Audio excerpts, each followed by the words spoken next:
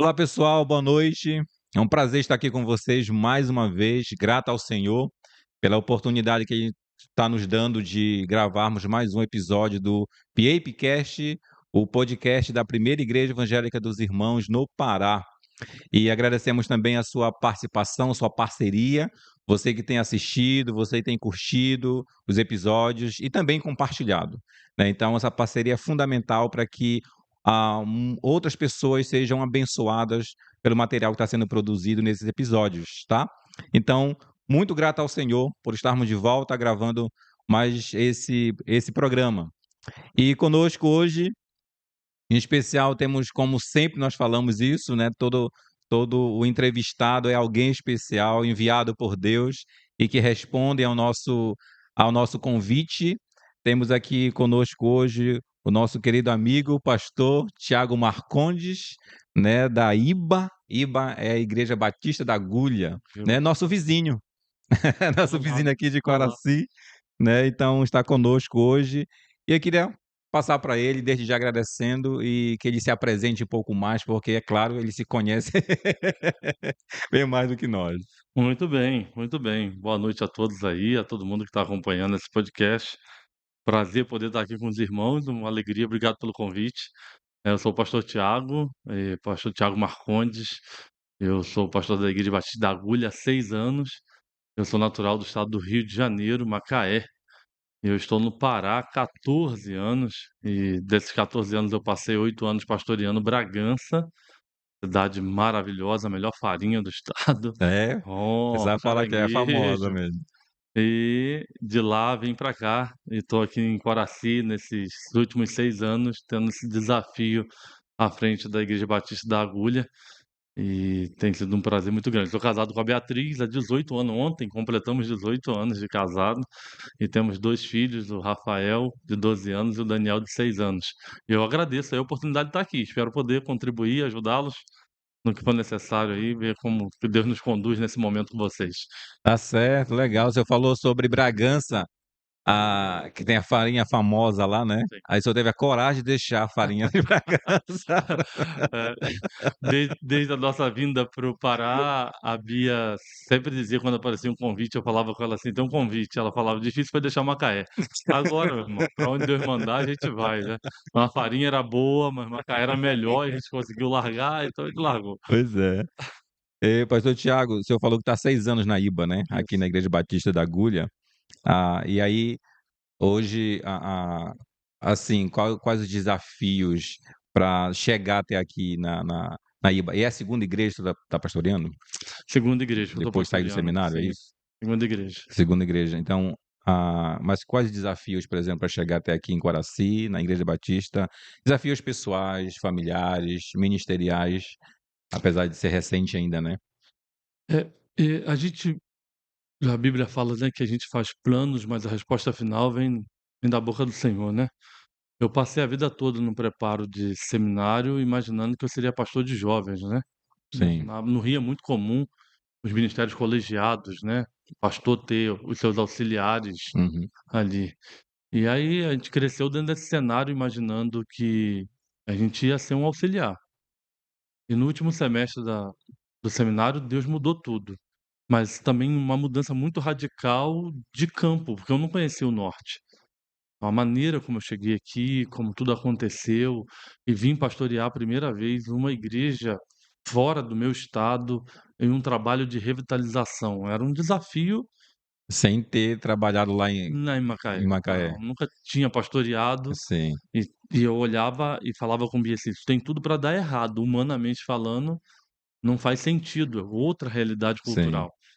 E eu sempre as minhas referências de púlpito, elas estão no mesmo lugar há mais de 25 anos. Uhum. Então eu falava quando eu assumi o ministério com 30, eu imaginei que eu seria pastor de uma única igreja. E quando foi no 8º ano, ali em Bragança, que eu estava vivendo o meu melhor momento ministerial, e que a gente entendeu de Deus que era para vir para Icoraci, eu disse à Bia que eu temo que meu chamado seja para revitalizar, para organizar, e não essa coisa do construir uma história. Eu tenho vontade. Se você perguntar hoje, a minha vontade é de terminar aqui.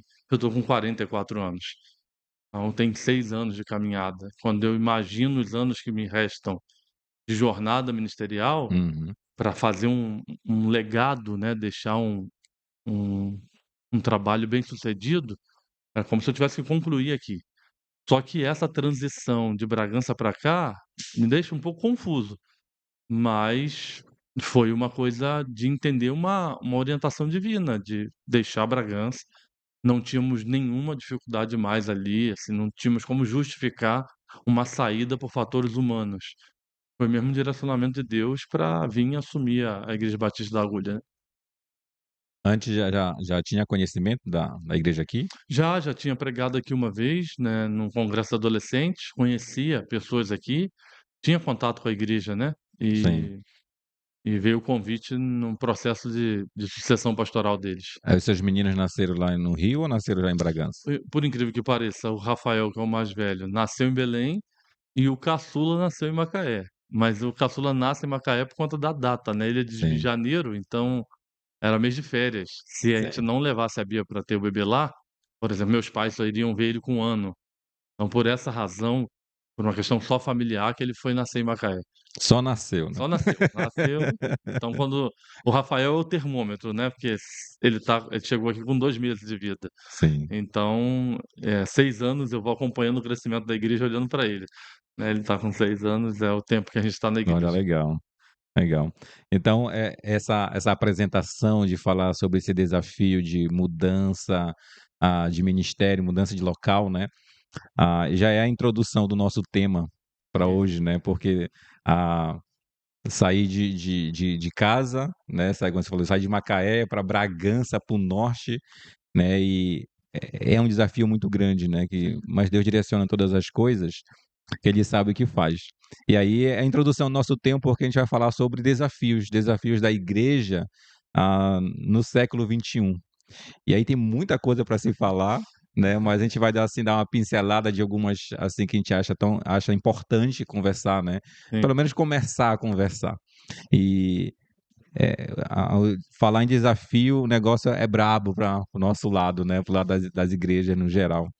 Então, aí, começando a falar sobre isso, nós lembramos que esse mês de maio é o mês da família, né. E aí, ah, falar sobre desafio e família, né, e aí quero perguntar para você, assim, o que o senhor destacaria como sendo o maior ou um dos desafios para as famílias de cristãos hoje. Porque não é só a questão de família cristã, né. Então tem pessoas que estão na igreja que ele é sozinho, representa a família dele, né. Os pais não são crentes, né, então tem outros que é só um dos cônjuges, né, e os filhos vêm, então essa variação. Mas os desafios para as famílias de cristão, pessoas que estão nas igrejas, né, às vezes com todo mundo lá na igreja, mas às vezes não todos, mas ele como cristão, desafio para ele. Eu acho que a gente está vivendo num tempo de uma avalanche de informações.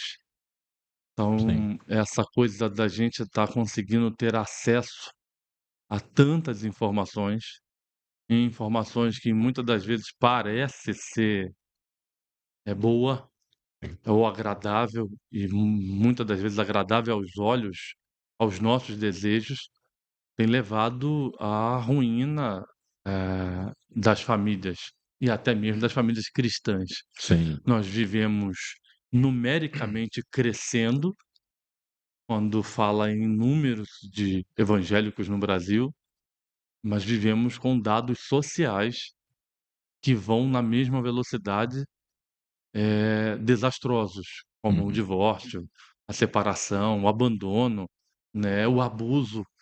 Então, parece que essa relação tem se dado muito mais de maneira superficial com a igreja do que profunda com o Deus da igreja.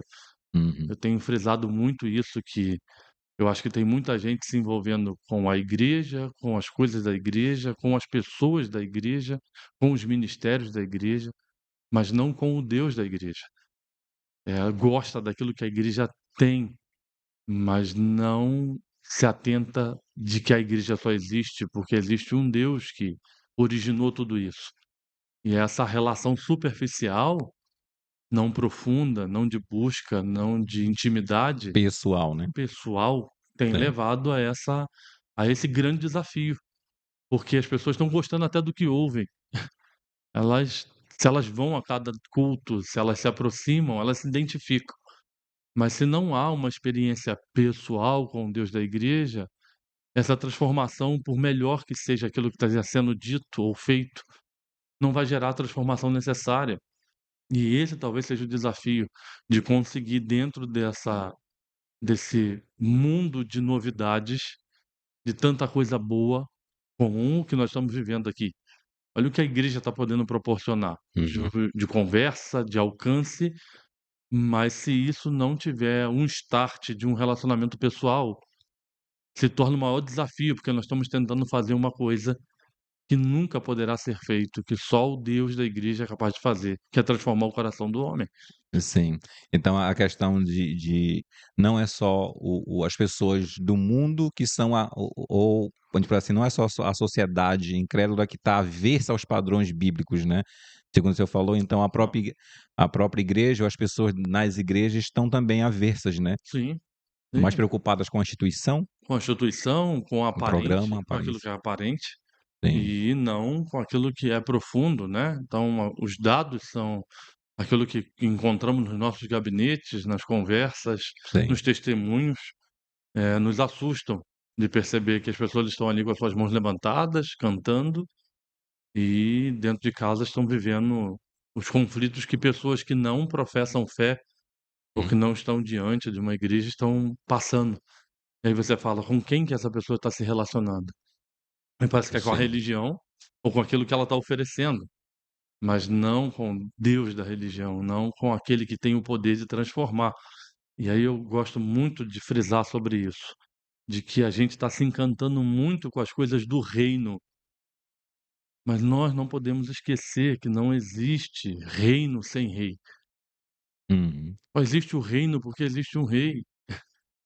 E parece que o reino está ocupando em muitos momentos o lugar do rei. As pessoas estão mais preocupadas com as coisas do reino ou com aquilo que o reino tem a oferecer do que com o rei.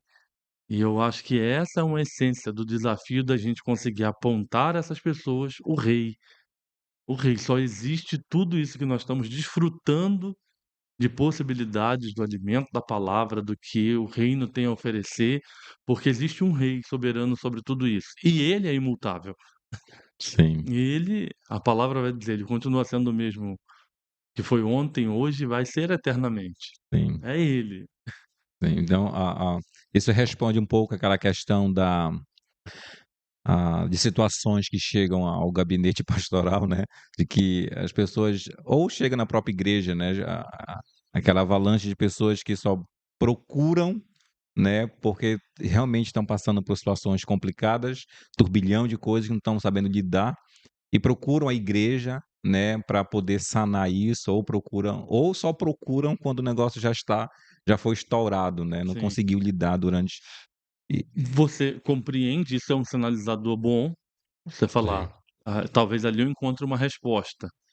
Eu acho que nós deveríamos estar mais preocupados se isso nos faltar, Uhum. mas você tem uma compreensão de que existe um grande sinalizador de que quando essa resposta chegar, essa relação não continuar, porque eu não estou em busca de quem ele é ou do que de fato ele tem para mim. Eu estou Sim, em busca de solucionar um problema que eu, na maioria das vezes, eu mesmo construí, eu mesmo sim. provoquei, eu fui o causador disso. Mas, eu olho como um bom sinalizador quando as pessoas ainda conseguem olhar para a igreja e dizer: "Eu vou até ali, porque eu vou encontrar uma Uhum. resposta para esse É, que é um bom conflito, para sinal. essa luta". Sim, Sim. Um dia conversando com uma pessoa sobre acho que nessa mesma linha, de que algumas pessoas vê o cristianismo, né, como uma religião em si. É aquilo que você só apenas cumpre alguns deveres, né, e, fica querendo reter de lá os favores, né, mas sem um relacionamento, sim. né, com o o autor, né, o autor da vida. Então, eu cumpri, já, já busquei, já recebi algum retorno, então o relacionamento ele fica para depois, né, É. ou nem acontece, né. E eu tenho Deus tem falado muito ao meu coração sobre o aspecto de como que os apóstolos motivavam as igrejas. Sim. E isso tem sido, assim, um eco dentro da minha alma, de pensar que Paulo sempre escrevia as suas cartas às igrejas, primeiro dizendo a ela tudo que Deus já havia feito. Nós estamos vivendo sobre uma sociedade que as pessoas estão vindo em busca sempre da esperança de algo que pode acontecer. Então eu acho que o evangelho brasileiro, ou a igreja contemporânea, ela se tornou tentando dar uma resposta aos anseios do coração humano, do que as pessoas ainda acreditam ser necessárias, o que elas querem que aconteçam. Uhum. E quando você vai ler as cartas paulinas, ele sempre iniciava as suas cartas primeiro lembrando a igreja o que Deus já havia feito por ela, o que significou o sacrifício de Jesus e o que nós recebemos através desse sacrifício. A gente inverteu, porque o mundo nos ensinou a viver sobre esse contexto de eu faço para ganhar, eu faço para receber. Quantas vezes a Uhum. gente vai trabalhar doente, insatisfeito, porque a gente sabe que no final do mês tem uma recompensa por aquele esforço nosso. Só que o evangelho, a proposta do evangelho não é essa. A Paulo, quando ele ia dizer aos irmãos aquilo que Deus desejava fazer através da vida dele, ele não estimulava esses irmãos baseado em promessas das quais ele não tinha certeza se iria acontecer ou não, Uhum. mas ele cravava ou aquilo que Cristo já havia conquistado para nós através do seu sacrifício. O perdão, a justificação, a graça. Sim, Então essa essa essa esse eco das escrituras precisa ser dito. Mas aí eu entendo quando o cara levanta e ele não consegue ficar, ele não consegue permanecer, porque ele está sobre uma sociedade que é sempre sobre a lei da compensação do meu esforço, do meu sacrifício. Por isso que ele vai conseguir amar a esposa dele quando eu digo: "Ah, se você amar, ela vai conseguir amar você, ser submissa a você". Eu digo à mulher: "Você vai ser submissa a seu marido, porque aí ele vai amar você". E ela então faz isso esperando a compensação, não pela consciência do que ela já recebeu em Cristo, não do que ele já recebeu em Cristo. E aí esse resultado nunca vem, ter o aspecto pessoal, né, pessoal, tem que estar porque ajustado. a cabeça não está cativa a um a um a algo que a gente nunca poderia conquistar pelos nossos méritos.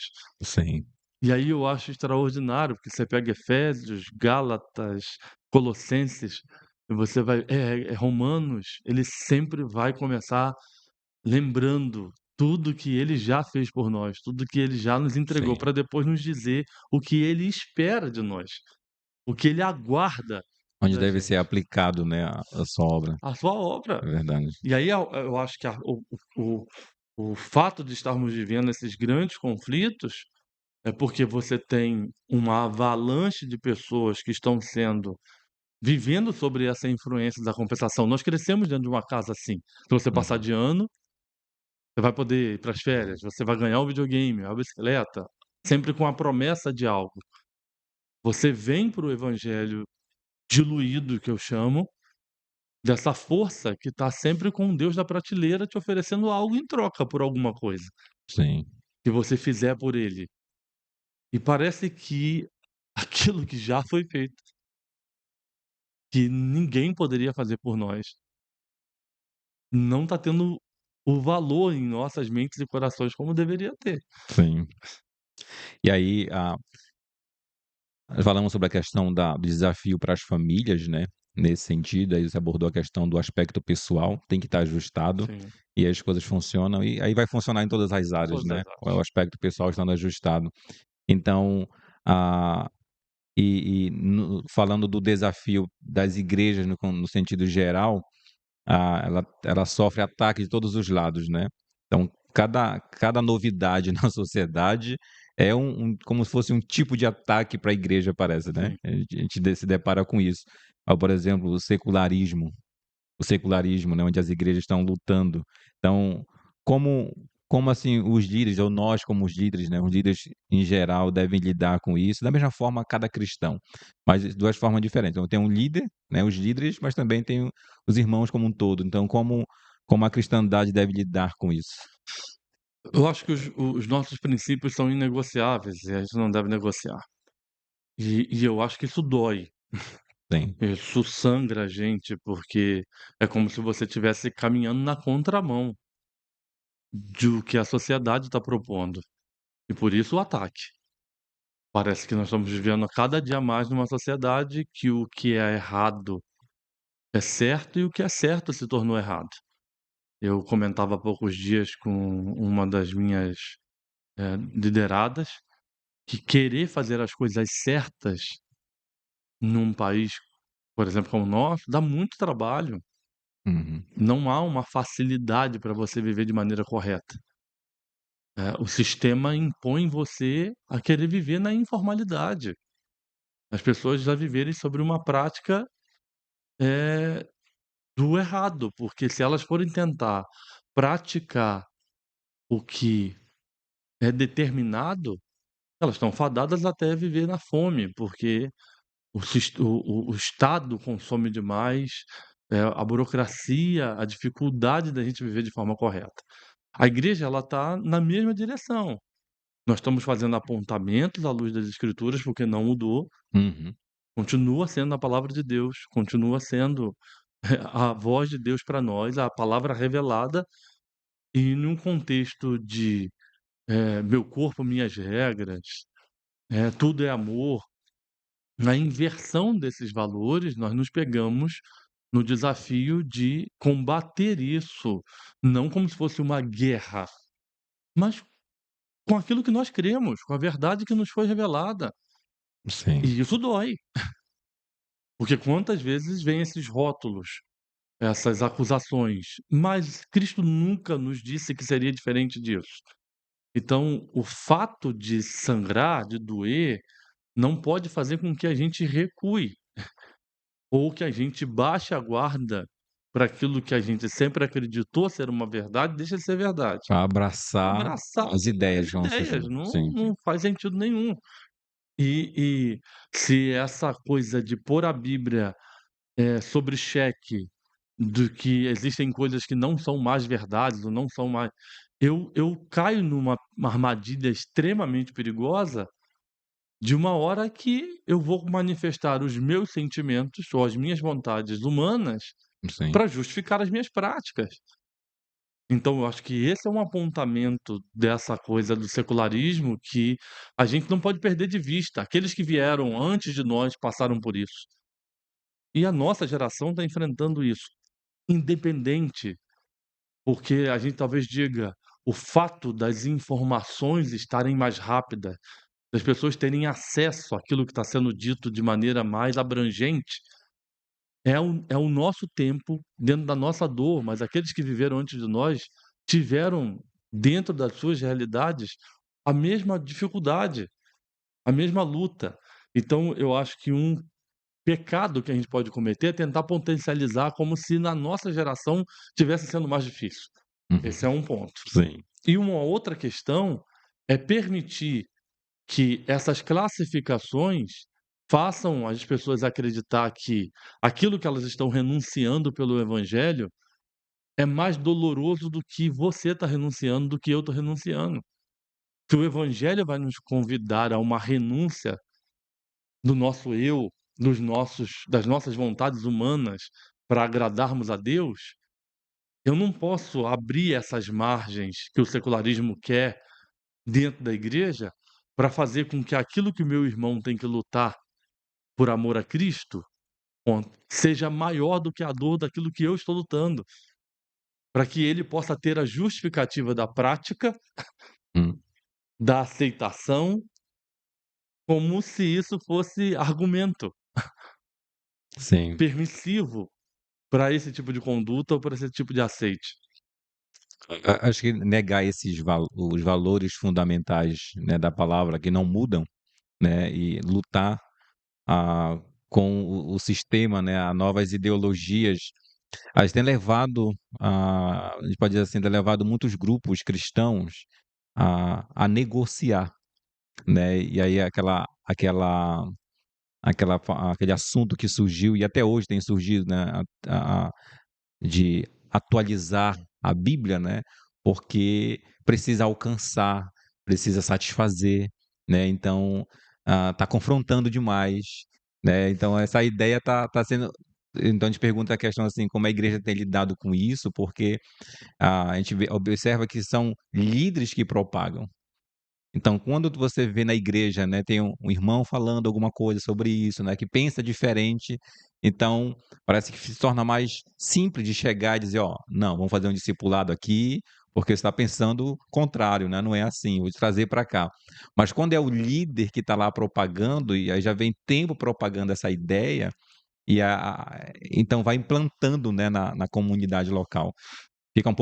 Fica muito mais difícil, né, a proteger a comunidade quando o líder solta a a Essa visão dele essa nesse sentido. visão nesse sentido sim, mas você pensa que, quando vamos ler o Novo Testamento, você vê que isso está desde sempre, Sim, né, você imaginar que o que acontece ali no final do primeiro século, quando os gnósticos começam a negar a humanidade de Cristo, e João precisa escrever as suas 3 cartas, escrever o evangelho. E aí faz sentido quando a gente vê ele começando o seu evangelho dizendo: "No princípio era o verbo, e o verbo era Deus", uhum. trazendo a centralidade de volta, entendendo quando ele escreve ali a sua primeira carta, falando aos irmãos: "Olha, filhinhos, cuidado com os falsos profetas, cuidado com aqueles que negam a Cristo". Né, lembre-se que maior é aquele que está em nós do que aquele que está no mundo. Você vê que o eco disso sempre aconteceu. Então, assim, Sim, eu acho que hoje o avanço da tecnologia nos faz conseguir ouvir essas vozes de maneira mais rápida, mas uhum. são um combate que a igreja teve que conviver durante toda a sua história. A minha preocupação, às vezes, é a gente potencializar isso como se fosse uma luta da nossa geração Sim, sim, e entendendo. não aquela luz, a luz da Bíblia. Paulo escreve a carta aos Gálatas, porque os judeus judaizantes tinham ido para a galáxia tentar implantar o judaísmo como um caminho de salvação. As leis cerimoniais, aquilo que já havia passado como fonte de salvação. Você vai falar assim, ali está a base, por exemplo, de muito daquilo que a gente crê, do dos princípios da nossa fé reformada. Né, da salvação pela fé, a salvação pela graça. Uhum. Então você pensa, lá nós estamos falando ali de, eh, 50, 60, 70 depois de Cristo, e essas influências de negação da verdade já estavam sendo disseminadas, já estavam sendo Sim. propagadas. A diferença eu acho que naquele período, né, período bíblico que a gente pode dizer, as pessoas não tinham tanto material à sua disposição para consultar. Estavam recebendo uma carta, Mas né, de exatamente, orientação. exatamente. E hoje isso já está à nossa disposição, Uhum. né. Mas os problemas são os mesmos, né. Não Vem tem com uma nova jeito. roupagem, mas são os mesmos, Eu né. eu brinco Mesma fonte, né. Eu brinco não, eu sempre introduzo, às vezes, em muitas igrejas que vou pregar, assim, dizendo assim: "Irmãos, olha, se você estiver pensando em desistir da igreja, achando que tá tudo errado, tá desanimado, tá achando que a coisa tem muita fofoca, tem intriga, tem confusão, e você tá desanimado, faz o seguinte, faz uma leitura de uma semana aí das 2 cartas que Paulo escreveu aos Coríntios. Se você achar que a sua igreja está pior do que os coríntios, você tudo vai embora, sai fora. Mas porque você fala assim: "Tá escrito". Eu chuto o balde também, Amém. né.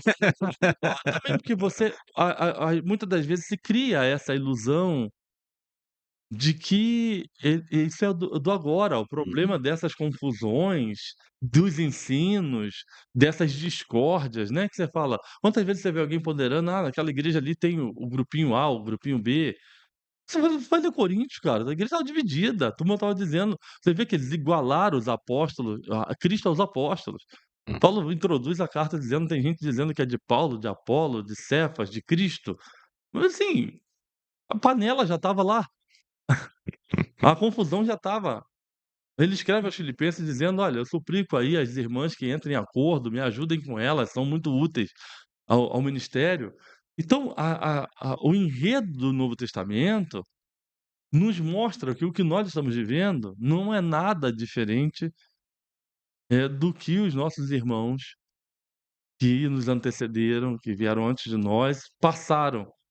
A questão da contextualização, de vermos o mundo e entender como se comunicar, e acho que, volto a dizer, o que nós estamos fazendo aqui é uma tentativa de sim, realinhamento de quem está se desviando e está acreditando que é um caminho saudável acreditar que há coisas na Bíblia que precisam ser atualizadas. A gente está combatendo isso. Estamos sim, usando a tecnologia para dizer: "Não, continua sendo a palavra de Deus, imutável". sim.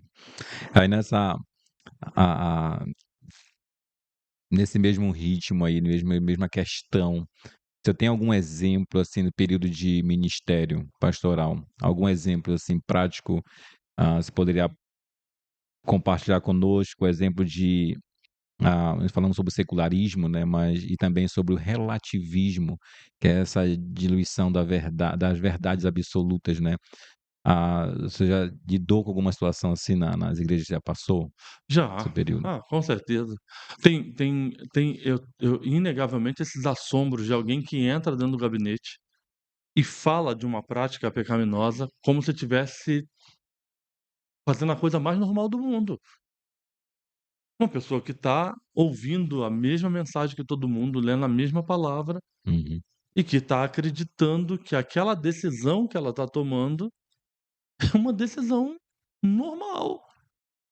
E sabe-se Deus da onde que se construiu isso dentro do seu imaginário, de acreditar que Deus concorda com o adultério, com a prática do homossexualismo e tantas outras coisas mais, e com condutas negadas pelas escrituras, reprovadas por elas, mas a pessoa senta na sua frente e te vende aquilo como uma prática normal, mesmo ela ouvindo a verdade.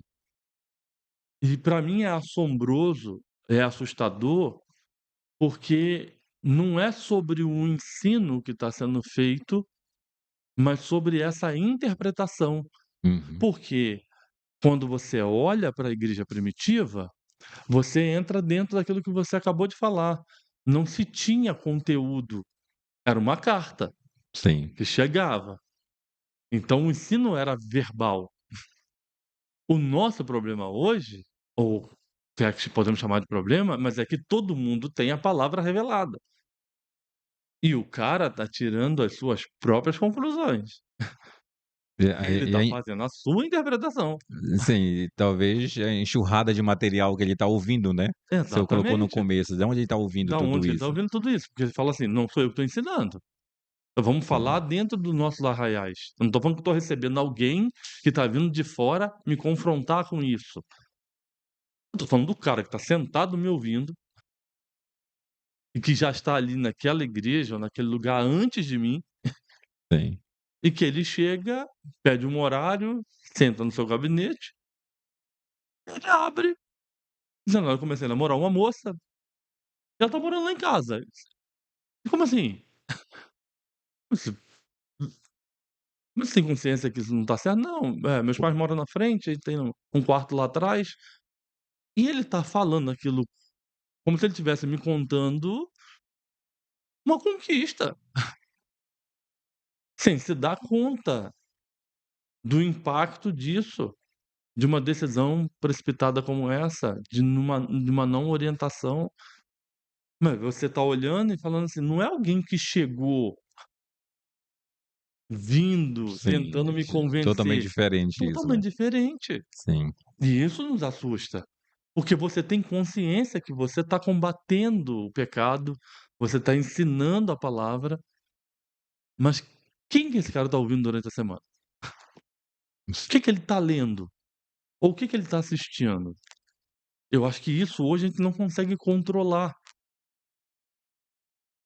porque muitas dessas práticas do secularismo dentro da igreja, eu quero crer, pastor, que não tem a ver com aquela igreja em si, propriamente dita, Uhum. mas tem a ver com toda essa informação que está diante de nós e com alguém com uma voz talvez muito suave, uma oratória muito boa, Sim, que dissemina de maneira muito sutil o relativismo, essa coisa da diluição das verdades, o não é bem assim. sim. Eh Eu sempre falo, conversando com algumas pessoas sobre essa questão da importância de você estar numa igreja local e tirar suas conclusões a partir dali. Se tem dúvida, né? Então você tem como chegar, olha, eu estou em dúvida nisso, eu entendo dessa forma, está correto?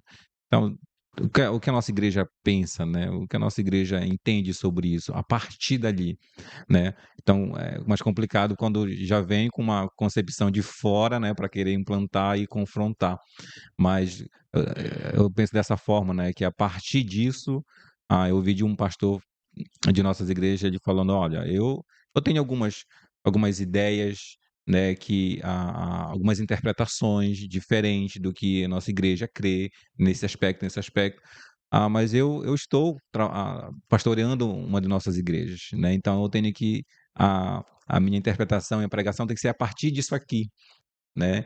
Então se eu só pegar querer expor o que eu penso, que é diferente, então começa a confrontar essa linha teológica, né, e doutrinária do grupo de igreja, então vai ser Hum, complicado, vai ter muito. conflitos, né. Então sempre parto desse princípio: "Olha, vá daqui internamente, então o seu grupo, o que é que ele crê, Uhum. né, por que ele crê assim, por que ele prega". Então a partir disso você vai pegar as informações lá para poder incrementar, né, o que você pensa, né, e sabe, para poder também dizer: "Olha, isso aqui não dá, vamos deixar de lado", né.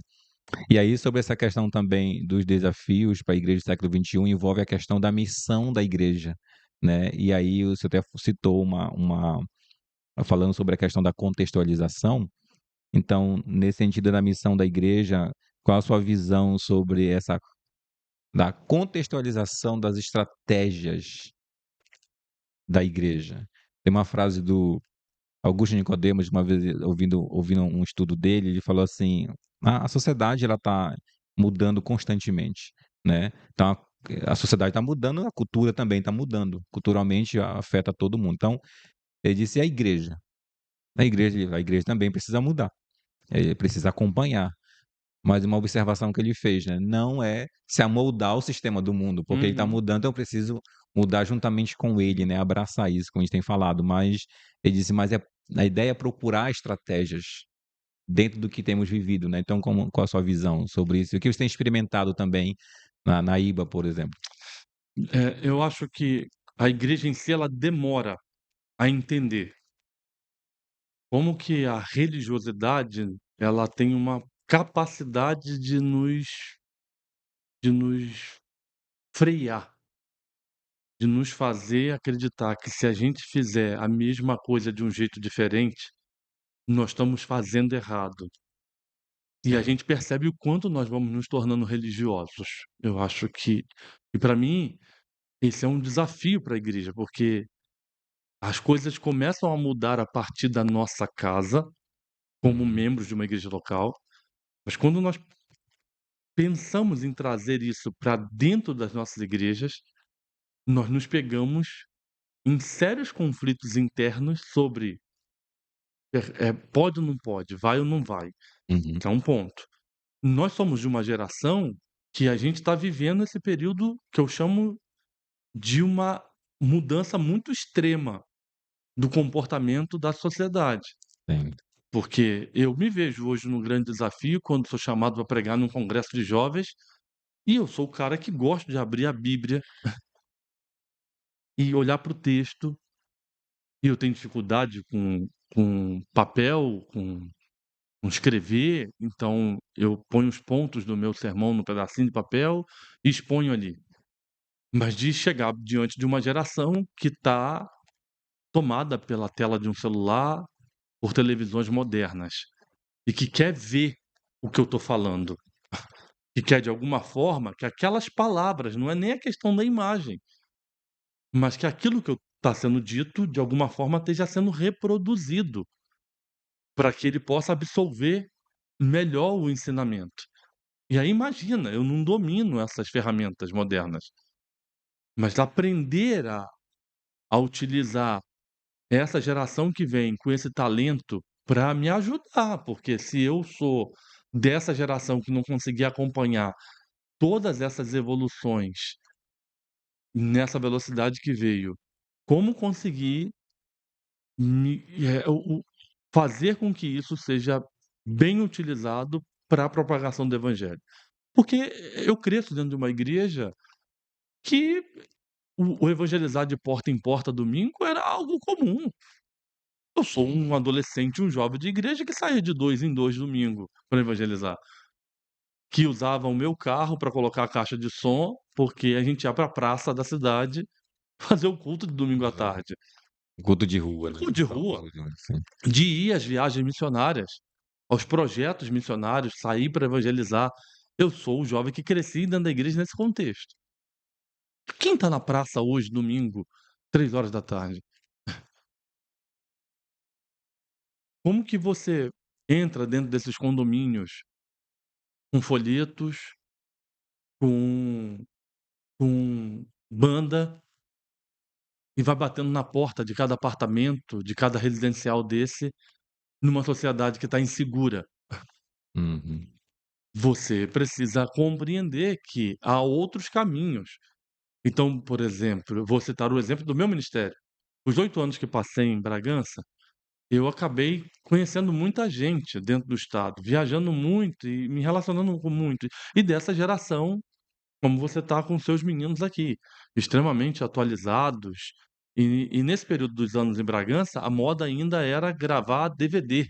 Você gravava Sei. gravava os DVDs, a mensagem, né, o cara chegava lá, Eu filmava, não sei se a equipe aqui sabe o que é isso, não mas sabe, acho que já passou, não pegou, já foi. E eu lembro que foi um grupo daqui de Belém pra perguntar pra mim se eu não queria gravar minhas mensagens e comercializar elas, até como uma fonte de sustento, e fazer com sim. que aquilo que estava sendo pregado pudesse chegar a outros lugares. Não era nem de uma da igreja local, mas jovens que me viram pregar em alguma igreja ou congresso. Aí eu, assim, aquilo não fazia o menor sentido pra mim. Eu sempre me vi como pastor de uma igreja local.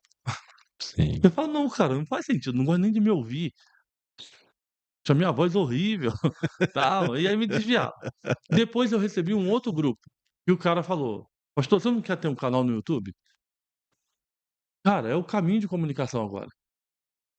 Vamos abrir um canal, a gente faz, edita seus vídeos, e a gente começa a colocar ali, e eu falava: "Não".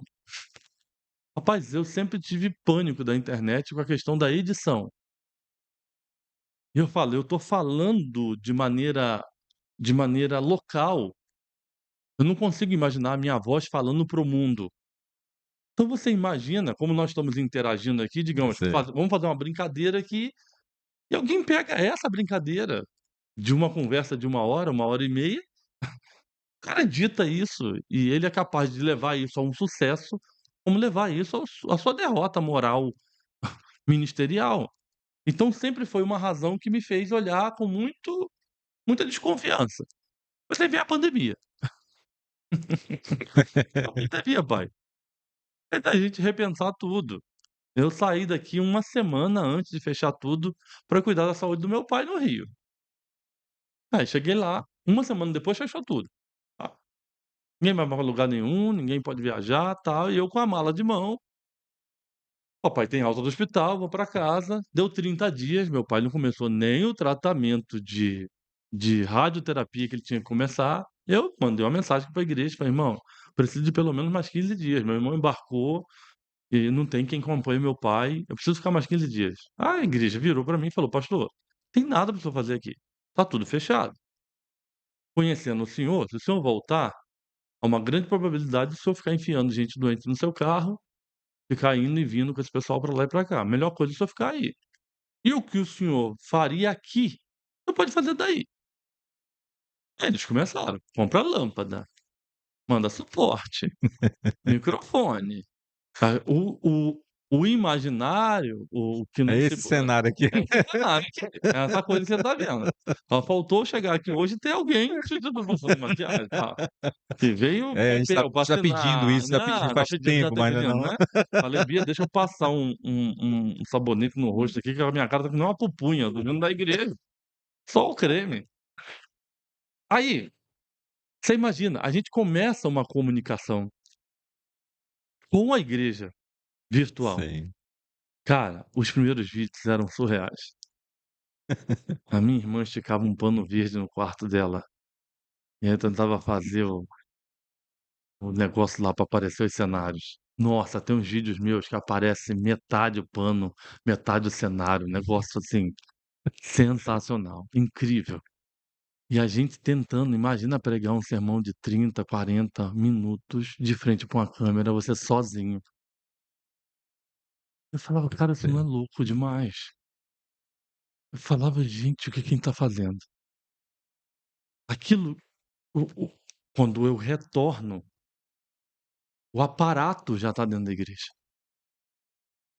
E aí você tá com um público dividido, uma metade que quer voltar, uma metade que tá amedrontada em casa. E você precisa se comunicar com esse povo. Ficou aquela discussão, pode cear em casa, não pode? uhum. Que a gente faz? Libera ou não libera? A gente tem um grupo da ordem dos pastores conversando sobre isso. Quem é que tá liberando aí? Quem é que não tá? Tal.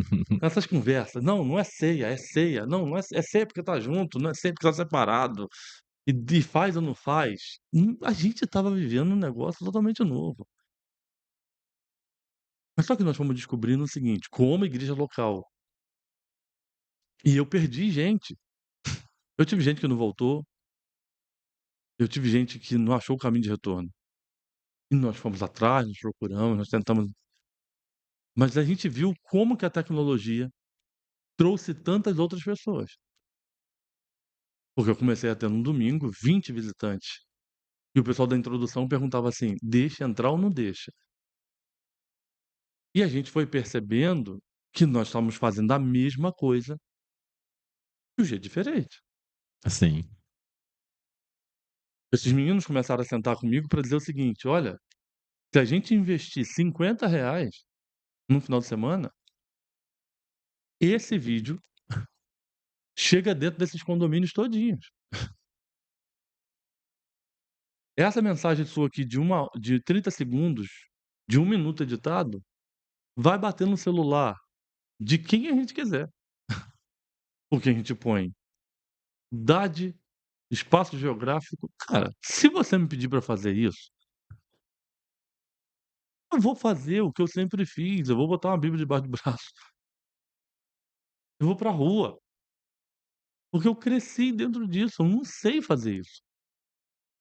Só que a gente descobriu uma maneira de comunicar o que a gente acredita, usando uma ferramenta que as pessoas já estão usando na nossa frente há muito mais tempo, e pra muita coisa, né. para muita coisa, e muita coisa errada, Sim. mas que a gente pode usar para o certo.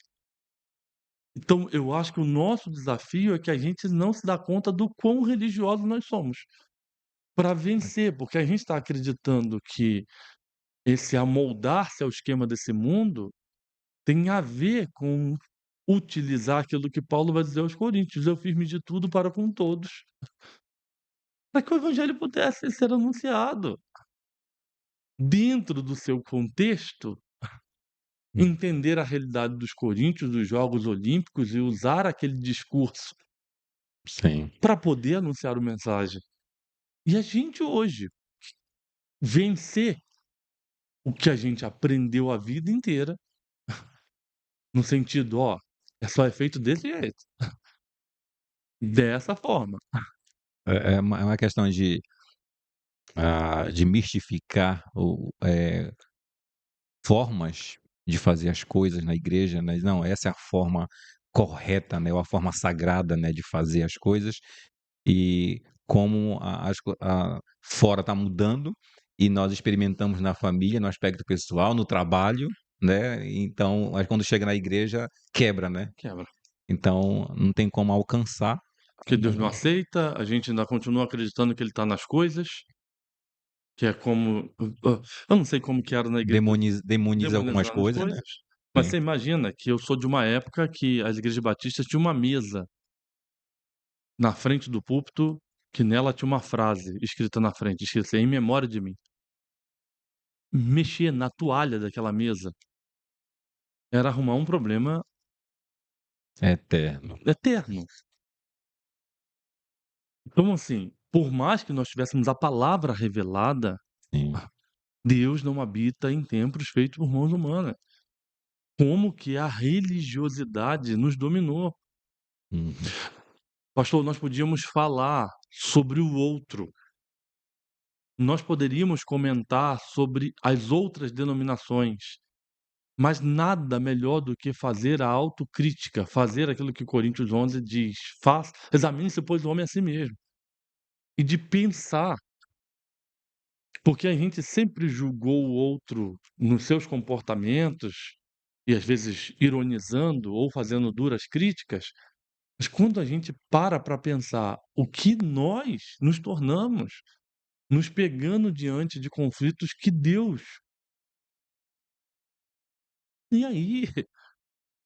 Porque a inclinação do nosso coração se é para misericórdia, para justiça, para o amor.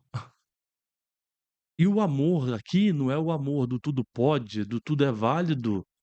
O amor da compaixão com os perdidos. Por que a condenação? Do porquê não utilizar? Se aquilo não está ferindo o caráter de Deus, se aquilo não está, não estamos abrindo mão das nossas verdades.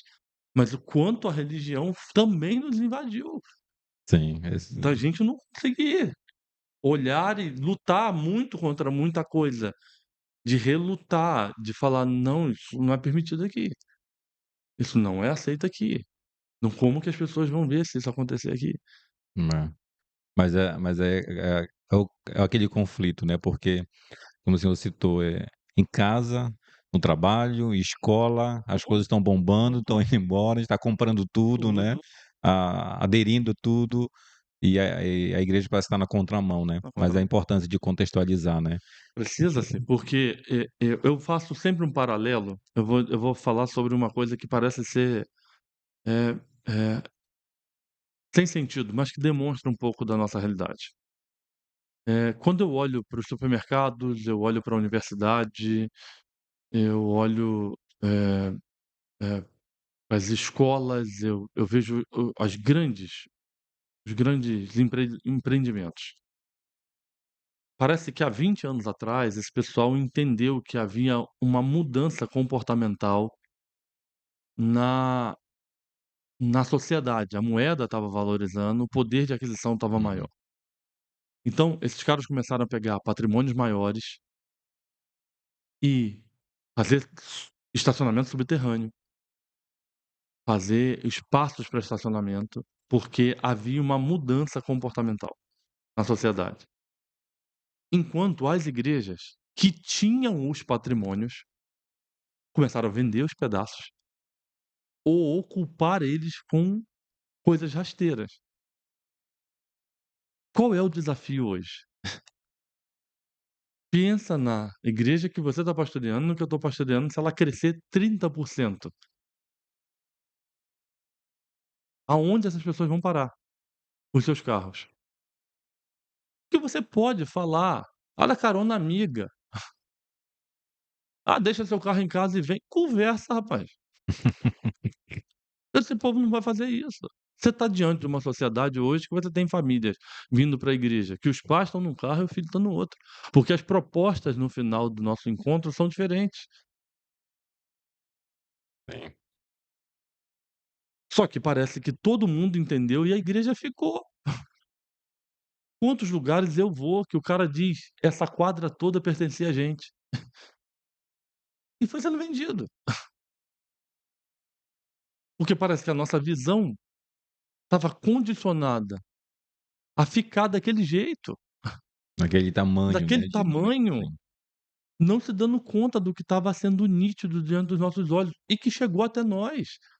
Faz um apanhado, eu pego uma lista de pessoas com quem eu cheguei na agulha 6 anos atrás e que tiveram um avanço nessa área, simples por estarem trabalhando, por estarem amadurecendo, porque no casamento houve possibilidades, porque terminaram de pagar a casa e agora podem investir no seu transporte. Se eu pensasse só nesse grupo, não é nem no que chegou. E você vai falar para esse cara: "Não, não compra". Eu estou andando de carro. Eu vou dizer para esse cara que: "Não, é errado ele ter o dele"? Então eu acho que a gente demora a perceber. E nesse jogo da religião e do medo do saber o que que é negociar as nossas verdades, o que é secularismo, o que é o mundo entrando dentro da igreja, a coisa passa por nós numa velocidade muito grande, e quando a gente desperta, a gente se pega, tendo que correr atrás do prejuízo para essa comunicação, porque você tem 2 meninos em casa, essa geração que está aqui em volta da gente nos ajudando, é a geração da imagem. Olha o nosso desafio como 2 pastores que viemos nessa transição e que amamos ouvir um saião abrir as escrituras e esmiuçá-la ali.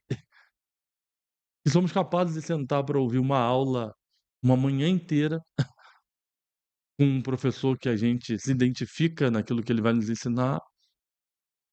Mas como é que a gente vai fazer isso com nossos meninos? Que estão com esses jogos super velozes, que estão vivendo nessa coisa das cores. Um grande desafio. demais. E nós temos dois projetos, né, na igreja, e nossa igreja local. É o desafio justamente esse, né, de contextualizar, como você alcançar, né, como você chegar lá e de uma forma diferente. No caso, o projeto de esporte, mais que um jogo, é uma estratégia mas há um tempo atrás as igrejas, e até hoje, né, tem ainda uma aversão da própria igreja, né, com relação a isso, né. Então, não, isso não é de Deus, então não funciona. Então vai começar a quebrar, né, então quando uma começa a fazer, mas ainda tem muitas barreiras, né, nesse sentido, então montar novas estratégias. E aí eu tenho um amigo missionário, ele na Indonésia também trabalha com esporte. Formou e foi para lá e disse: "Olha, a primeira questão do brasileiro, né, que é a Uhum. facilidade de entrar e com essa formação na área esportiva", e disse: "Tá lá o campo, a necessidade, a abertura, eles adoram isso e por que não fazer?", né, então tá se espalhando, mas ainda pegando isso como exemplo, né, ainda as pessoas Um veem como bloqueio, dificuldade, um né. bloqueio. Você imagina que os nossos jovens, eles pediam o espaço como uma fonte de lazer. Olha como que era a nossa mente. Eles entravam em nossos gabinetes para dizer assim: "Pastor, pô, que legal se a gente pudesse dar uma quadra aqui. Se pudesse fazer um campo para que nós pudéssemos desfrutar". O que que nós estamos dizendo aos nossos jovens hoje? É de que aquilo ali não é mais uma fonte de lazer, é um lugar de alcance. É um campo missionário. Você já deve ter reflexos disso, eu tenho reflexos disso, de que esses meninos que dificilmente entrariam de imediato dentro do templo, eles vêm à quadra. E a mensagem sendo anunciada ali, porque nós estamos dizendo aos nossos jovens o que a gente viveu lá atrás, de que nós íamos à praça, nós íamos ao projeto missionário, nós andávamos de 2 em 2 na rua, e a gente conta com graça a pessoa que soltava o cachorro para correr atrás da gente, de alguém que tacava o cabo de vassoura.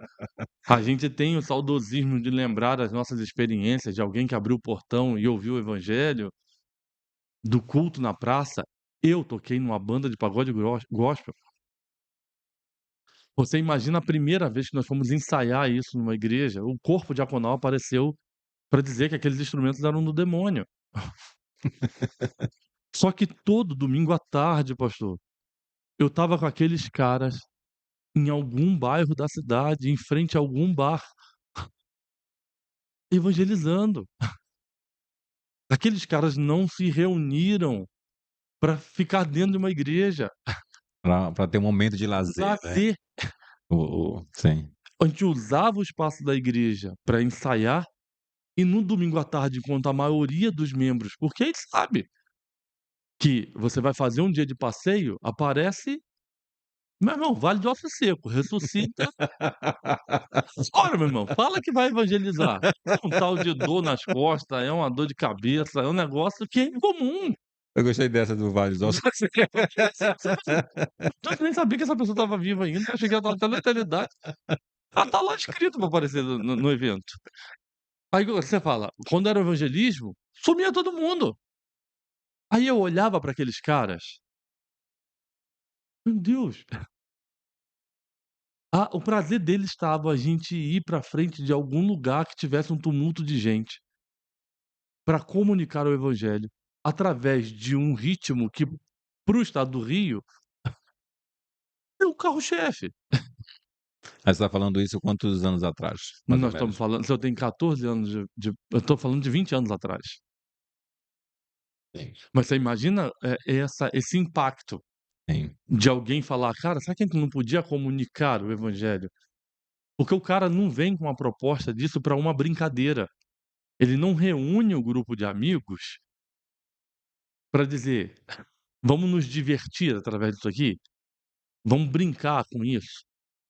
Mas dizer: "Cara, você já pensou se a gente faz esse grupo, a gente pega as músicas que a gente canta, põe no ritmo de pagode, não é para fazer o louvor do domingo, mas para a gente ir, porque o louvor do domingo para aquele cara que está na porta do bar,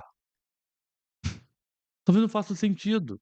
Mas quando ele vê aquele bando de menino, aqueles instrumentos, armando ali e tal, como que aquilo fez todo sentido. Então hoje, por exemplo, a conversa com essa meninada que tem a coisa do esporte, não é mais o esporte para que a gente seja o campeão, não é para nossa satisfação, Sim. é para o alcance.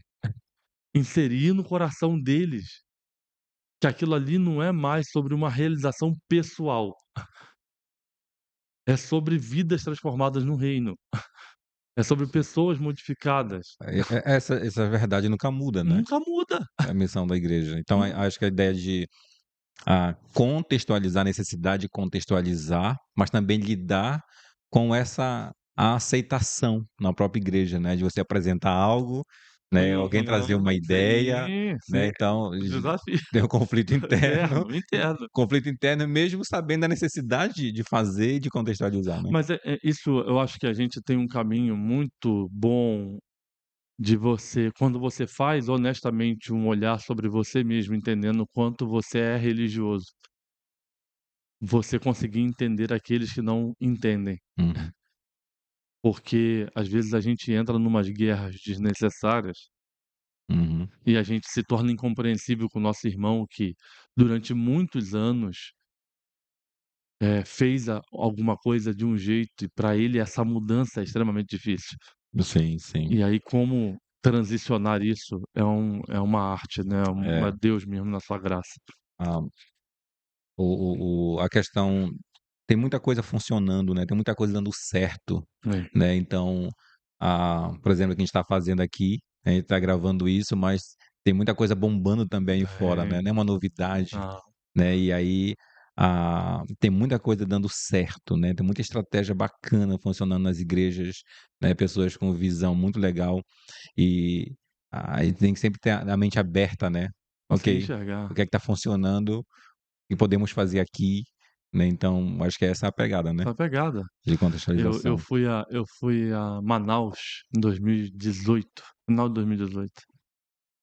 E eu fui falar no congresso de adolescentes lá, igrejaço. E o cara que tinha me levado, estava passando por um momento bem difícil na família dele. Ele estudou no Palavra da Vida, eu tinha dado um treinamento para ele aqui, ele assumiu a igreja lá, a área de juventude, e eu cheguei na semana que a esposa dele tinha perdido o bebê da Sim. gestação. E eu quase não ti ele ficou muito no cuidado com ela e no acampamento. No domingo eu fui na igreja dele, quando eu cheguei na igreja, eu encerrei o acampamento na igreja. Tinha um mapa, pastor, na frente da igreja, com todos os projetos missionários que a igreja apoiava. Tudo que a igreja fazia, assim, estava a nível Brasil e mundo. Quando eu fui participar do culto, era o mês de novembro, outubro, novembro, algo assim. O pastor foi dar uma palavra, o pastor da igreja. E ele estava dizendo o seguinte, ele mostrou um gráfico, porque a igreja levantava uma oferta de X valor mensal para missões. E ele mostrou quanto que estava sendo cada mês e incentivando os irmãos que se comprometeram naquele ano a cumprir o voto que tinha feito. Por quê? Cara, eu achei aquilo maravilhoso. Eles provisionavam os recursos para dizer no ano seguinte aqueles projetos do mapa quanto que eles poderiam abençoar. Cara, aquilo foi para mim um negócio assim extraordinário. Eles estavam juntando, então quando chegava no ano seguinte, eles diziam: "Olha, a igreja evangélica dos irmãos lá de Belém, nós vamos abençoar vocês com X valor". Não era de um valor que eles teriam que levantar, Já estava, já é um valor que projeto. já estava. Rapaz, eu voltei de lá com a minha mente fervilhando. E aí eu comecei a conversar com um, com o outro, partilhar aquilo que eu tinha visto. Eu fiquei encantado. Cara, nós estamos falando de uma igreja que estava levantando 20.000 por mês para missões, limpo, R$ 240.000 no ano. O que ia entrar ali ia chegar na ponta de quem está trabalhando. Como não se apaixonar por um negócio desse? Esse dinheiro não ia ficar diluído no caminho, pastor. Sim. Ele, aí alguém falou comigo: "Ah, lê Atos 1:8. Serão minhas testemunhas, Jerusalém, Samaria, Judéia, confins da terra". Cara, eu amadureci esse negócio 3 anos com a igreja. No ano passado nós fizemos o primeiro provisionamento. E esse ano nós começamos a abençoar um projeto local, um estadual, um nacional e um mundial. Porque você olha para algo que está, não tem a receita, não sabe tudo, mas você vê, às vezes, tem muita gente criativa e que estão fazendo coisas honestas no reino, para que a obra seja avance mais e mais. Aquela ideia lá me trouxe luz aqui, para começar a mudar um comportamento nosso, porque quantas vezes você vai prometer alguma coisa ao missionário que você tem que correr cantina, você tem que ficar implorando no púlpito. Tivemos um ano de recuo para uma coisa muito mais honesta de dizer hoje a esses 4 projetos, todo mês, esse ano, isso aqui está certo. Sim, sim. Ah, essa questão da a gente está falando dos desafios nessas áreas, né, para a vida da igreja. Falamos agora sobre a questão da missão da igreja, com sua contextualização. E também não deixa de ser um desafio falar da questão teológica. Até já citamos algumas coisas, né, sobre o que está se ouvindo, e é uma enxurrada de informações. E aí a questão é assim, tudo que está por aí é válido ouvir. Quais os prejuízos que isso tem causado na nas igrejas locais, nos discipulados, né, como você vê essa questão? Eu sempre digo que os seus auxiliares que falam durante a semana, hum, às vezes eles causam uns estragozinhos, né. A turma te ouve no domingo e durante a semana vai ouvir seus auxiliares na internet, no rádio, na TV. Sim. Eh, mas eu acho que há uma eu vou olhar como um fator mais positivo do que prejudicial. Uhum. E explico. Para mim, eh, essa ascensão da igreja pentecostal e esse imperialismo da igreja católica, são ecos muito já conhecidos. Vamos pensar a nível de estado, onde nós 2 estamos, onde nós estamos vivendo. E o fato dessa explosão das informações fez com que vozes muito coerentes também pudessem ser ouvidas. Inegavelmente, a força que a televisão ainda tem é é avassaladora ainda. Uhum. Mas eu acho, principalmente da comemoração dos 500 anos da reforma para cá, nós estamos vivendo um processo migratório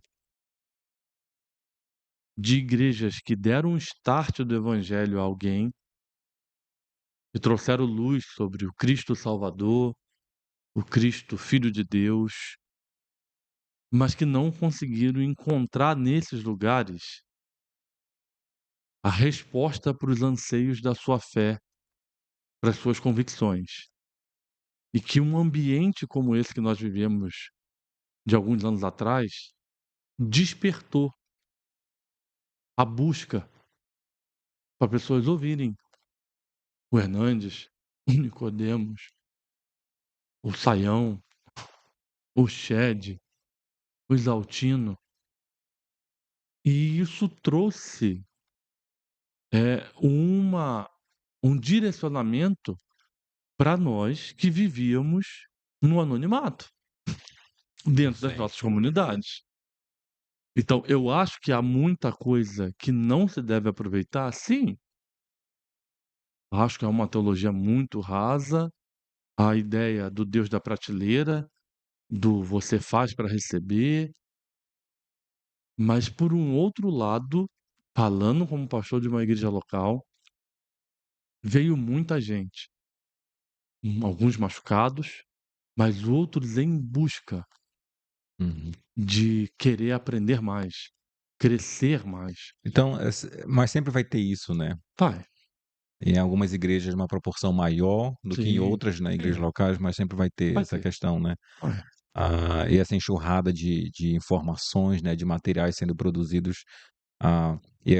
Quando o senhor coloca assim, eu coloco o lado positivo disso, que é a questão do equilíbrio, né? É, Porque tem muita coisa que a gente nem sabe, a gente uhum, clica lá e vai ouvir, e entre linhas a gente percebe que tá fora daquilo, e aí, uhum. mas tem pessoas que não tem esse senso, né? Ah, mas é a questão entendi a questão do equilíbrio, né, de como você pega material, pedir informação, se isso é bom, né, se tá dentro, né, se não tem problema, né, então, mas é bem complicado, que as pessoas hoje. É uma linha tênue, e que você esbarra nisso, de gente que vai, você a gente nunca vai ganhar sempre. E Uhum. eu acho que essas respostas é uma demonstração da soberania de Deus sobre nós. Porque quantas vezes a gente vai acreditando que a única coisa certa é aquilo que nós estamos fazendo. E para mim Deus nos permite viver esses doces e amargos dos ganhos e perdas, de experimentar essa tudo isso que está à nossa volta, para nos fazer lembrar que é Ele. Se Ele não se revelar, Sim. a coisa não vai. Eu vi uma acho que hoje ainda estava assistindo um material e o entrevistado, ele ele usou uma frase de um teólogo que ele diz sobre essa questão da área teológica, né. Um ponto preocupante que ele colocou que a igreja, mas no contexto de igreja brasileira, né, a igreja brasileira, ela está extensa como o oceano, né, uma expansão, mas ele falou: "A minha preocupação é com a profundidade, que nós temos apenas um palmo de profundidade nessa situação". Então, por isso essa questão teológica, né, um É, desafio desafio. de o que é que nos ajuda a nos aprofundar, É. né, acho que é esse equilíbrio. Ah, mas aí na sua visão, o que se constitui, eh, como barreira também, ou o que se constitui como um desafio, né, para as parcerias ministeriais, né? Aí não é só uma questão da nossa igreja, é questão de igrejas, denominações diferentes, né? Então, o que se torna o desafio para parcerias, porque é uma realidade hoje, né, Uhum, uma realidade, a necessidade de parcerias, sim, né, apesar e como a gente vê que tem muita coisa funcionando. O que a gente está fazendo aqui é uma parceria, uma né, parceria, sim. e é uma necessidade, mas, ah, o que ainda se constitui como barreira nessas parcerias que devem ser feitas? Vou me lembrar de uma ilustração do Israel Belo de Azevedo, quando questionado acerca das denominações. E ele desenhou uma pirâmide e dividiu essa pirâmide em 3 pedaços. E ele dizia que a base da pirâmide é a mesma, Jesus Cristo como Salvador. Que o meio da pirâmide é o mesmo, a Bíblia como o único livro de fé e prática. A Bíblia como a palavra de Deus. Mas que nós somos divididos pela menor parte da pirâmide, que é a ponta, são as doutrinas. Então, eu acho que nós temos nos perdido na menor parte, para deixarmos de viver essas parcerias. Eu acho que um inimigo, pastor, nosso, é a gente, de maneira velada, acreditar que a única coisa certa é aquilo que nós estamos fazendo. Então, essa é uma coisa que a gente precisa fugir. Nós não somos a única igreja, porque isso nos tornaria uma seita.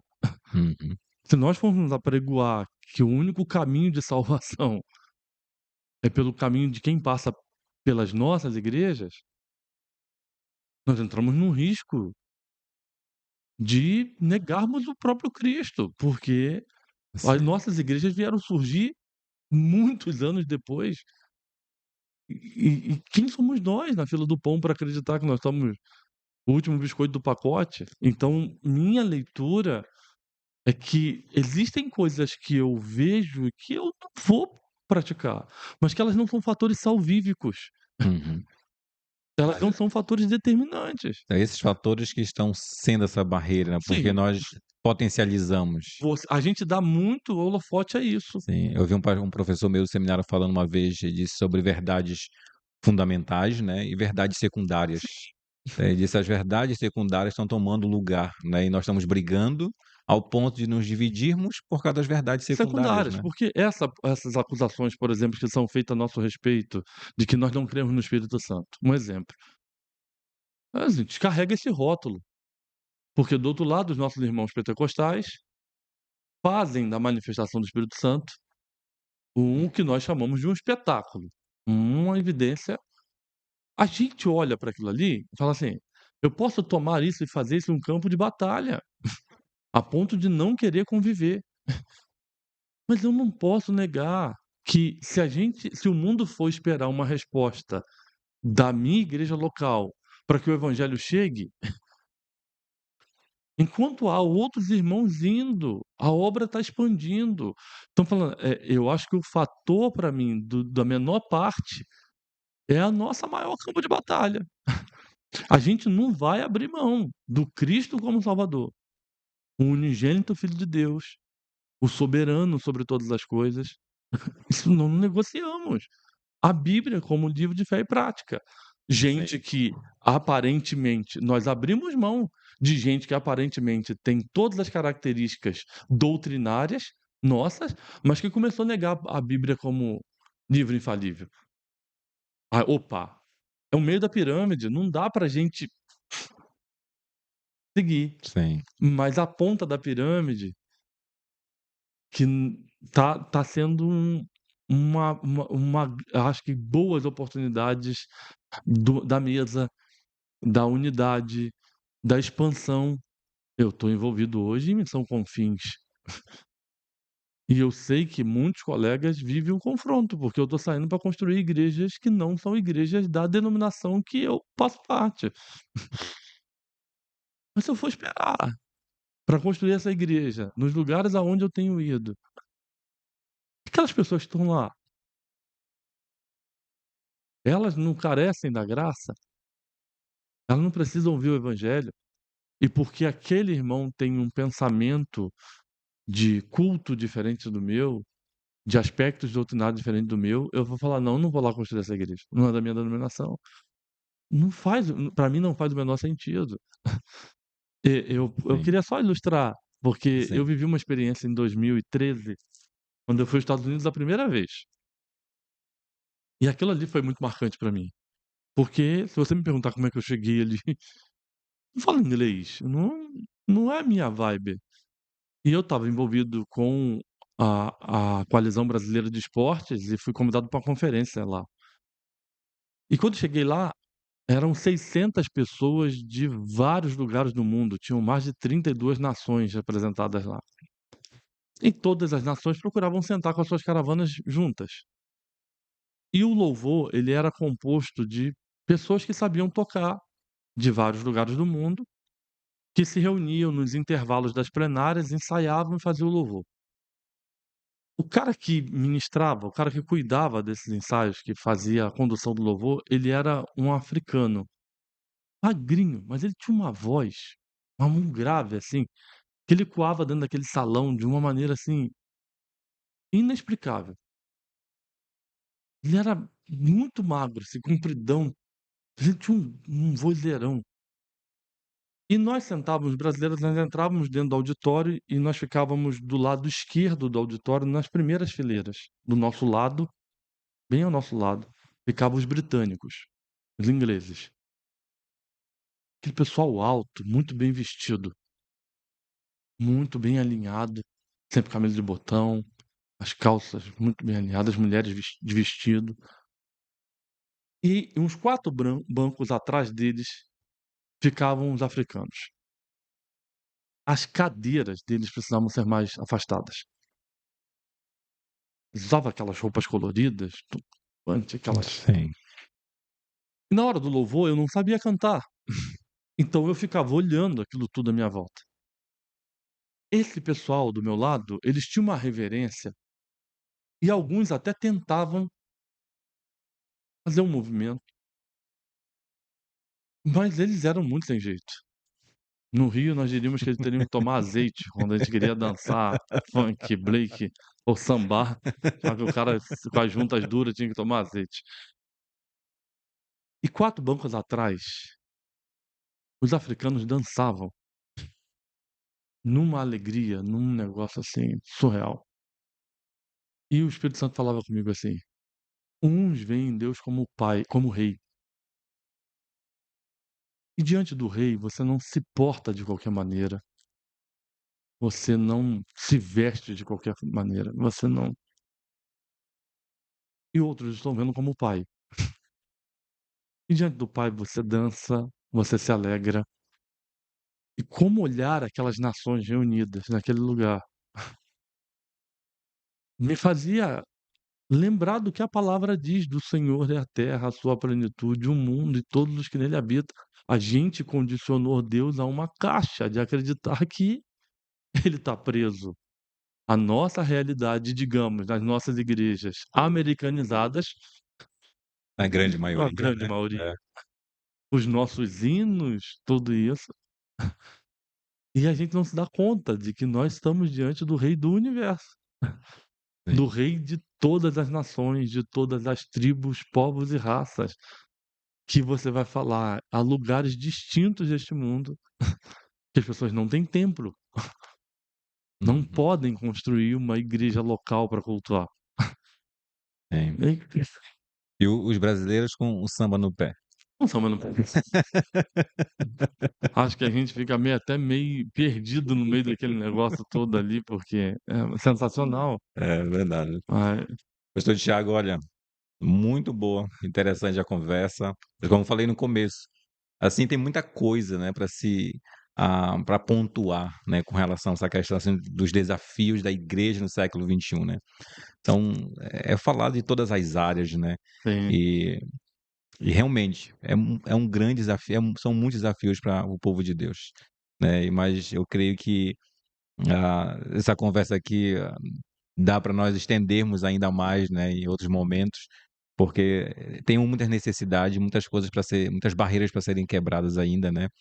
E então, para terminarmos assim a nossa conversa hoje, Qual incentivo? Uma palavra de incentivo, um conselho do Tiago Marcondes, como pastor da IBA, para que nós, como cristãos, ah, como nós podemos viver a igreja biblicamente, né? Como você falou, né? A questão da profundidade, a questão da palavra de Deus como a palavra de Deus, né? Que não tem erros, né? Imutável, né? Então, o evangelho cristocêntrico, então, uma palavra de incentivo nesse. Efésios capítulo 4 diz que nós passamos pelo mesmo batismo, somos alcançados pela mesma fé, temos o mesmo Deus e Pai, que é de todos, está por todos e é sobre todos.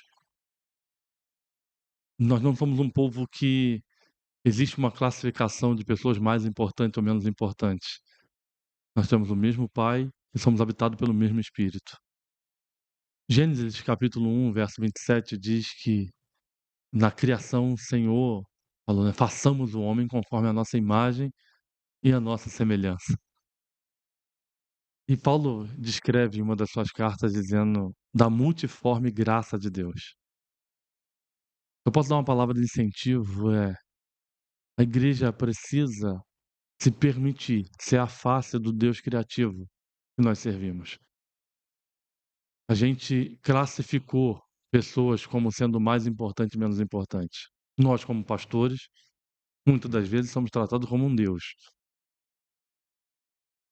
Aqueles que cantam, os que exercem o diaconado na igreja, parece que têm um poder a mais. E como momentos como a pandemia nos ajudou a ver esses que não cantam, que não pregam, mas que têm uma criatividade, que estão nos ajudando a levar a mensagem a lugares que a gente nunca levaria nas nossas limitações. É a igreja permitir que o corpo de Cristo seja manifesto. Sim. É que a instituição deixe com que as pessoas possam usar os seus dons e talentos para que Deus seja glorificado na singularidade delas, que muitas das vezes vai se somatizar para uma coletividade como essa que estamos vivendo agora. Uhum.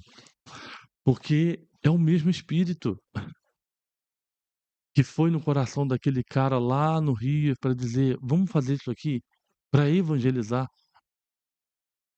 para a gente sair no domingo à tarde, quando na lógica, criado na beira da praia, é dizer: vamos para a praia, vamos jogar bola, vamos descansar. Não, é da gente compreender de que há pessoas que não vão estar no púlpito, que não vão entrar numa igreja, mas que vão vir na quadra da igreja, que vão entrar na página da igreja, no canal do YouTube da igreja.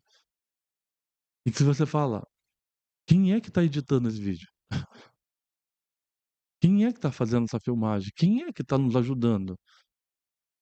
Porque Deus está trazendo essas pessoas com esses talentos para nos ajudar a entender da sua multiforme graça, para que essa mensagem vá. Inegavelmente, fazermos o papel que temos que fazer. Ensinarmos a escritura, rompermos com, eu não sei como é que é a igreja dos irmãos. Seu domingo à noite é o culto que nós chamamos de culto evangelístico, porque os batistas condenam quem tem a sexta-feira do milagre, a quarta-feira da não sei o quê, mas nós somos os maiores culpados, porque nos nossos templos, domingo à noite é o culto evangelístico. E temos que romper com isso, porque é o dia que nós temos nosso rebanho.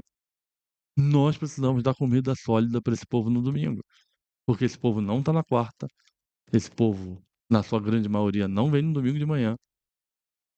Nós temos ele no domingo à noite. E nós precisamos dar conteúdo para que esse povo amadureça e cresça Assim. e saia da infantilidade espiritual. E desenvolva os seus dons e talentos, né? Yes. Sim. Muito bem. Pessoal, ótimo conselho, né? Palavra também de incentivo para o público. Então, aqui nós estamos encerrando mais um episódio, nosso PAPcast, agradecendo demais a presença do pastor Tiago Marcondes. Com certeza o que nós conversamos aqui de assim muito valioso, né, para todos nós estamos aqui, para a equipe, né, mas também para você que vai assistir.